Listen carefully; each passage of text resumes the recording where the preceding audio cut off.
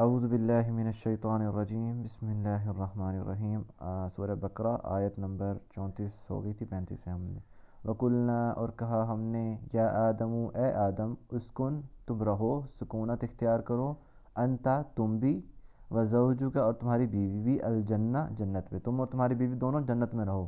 وَقُلَا اور تم دونوں کھاؤ، منہا اس میں سے، رغدن رج کے،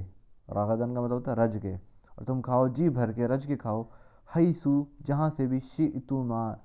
شئ کا مطلب ہوتا ہے چاہنا، انشاءاللہ کہتے ہیں نا، اگر اللہ چاہے، شئتما تم دونوں چاہو، یعنی تم دونوں جنت میں رہو، جہاں سے چاہنا کھانا چاہتے ہو کھاؤ، ولا تقربا اور اس کے قریب نہ جانا تم دونوں، حاضہ شجرۃ اس درخت کے، فتکون من الظالمین تم ظالمین میں سے ہو جاؤ گے، اس درخت کے قریب نہ جانا۔ اب وہ درخت کیا تھا یہ اہم نہیں ہے، اہم تھا ایک ٹیسٹ لینا، جب اللہ تعالیٰ نے انہیں بنایا جنت میں، اب ان کا ٹیسٹ لینا تھا نا کہ یہ میری بات کی طرح میرے حکم کی کتنی پیروی کرتے ہیں یا نہیں کرتے، تو وہ اس کے لیے بس کوئی بھی ایک درخت تھا، اس سے منع کر دیا، اس کا نقصان وغیرہ کچھ نہیں تھا، کچھ لوگ کہتے ہیں وہ بھی اس کا نقصان تھا، یہ وہ کچھ ایسا نہیں تھا، بس ایک ٹیسٹ لینا مقصود تھا، تو اس لیے۔ اور ظالم، ظلم کا مطلب ہوتا ہے کسی کی حق تلفی کرنا، یہ جو مختلف چھوٹے چھوٹے لفظ ہیں نا، یہ ہم نے پچھلی سوال میں تو شاید پڑھتے آئے ہیں اور عام روٹین میں بھی سنتے ہیں، ان کے مطلب نہیں ہمیں پتہ ہوتا، تو کچھ لفظوں کے مطلب ہم یہاں پہ پڑھیں گے۔ ظلم کہتے ہیں کسی کی حق تلفی کرنا،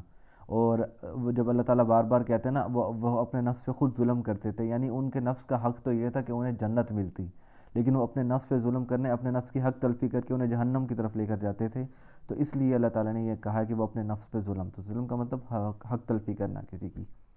فَأَزَلَّهُمَا فا کا مطلب پس، أَزَلَّهُمَا ان دونوں کو پھسلا دیا، شیطان نے، انہا اس سے، اس درخت کی طرف سے، یعنی پھسلا دیا، یعنی انہوں نے وہ پھل کھا لیا ہوگا،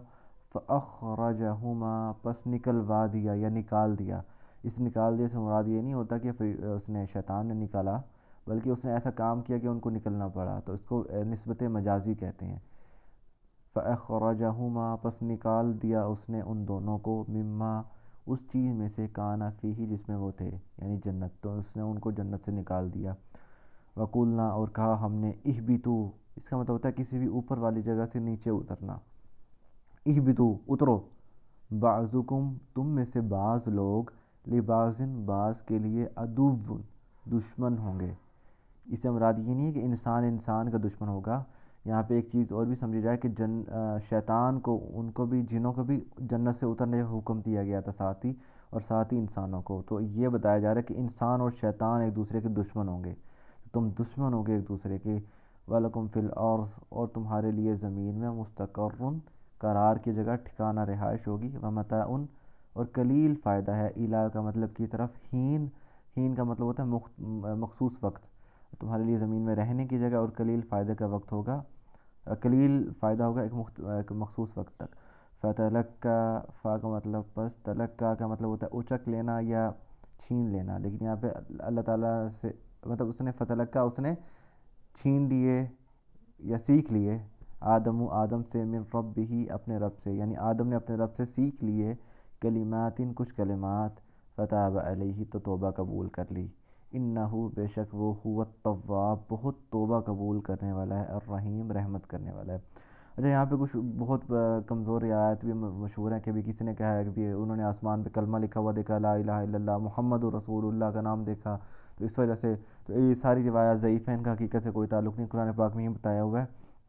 حضرت آدم نے کون سی دعا مانگی تھی؟ ربنا ظلمنا انفسنا وان لم تغفر لنا وترحمنا لنکونن من الخاسرین، یہ دعا تھی، تو وہ کیا کہتے ہیں،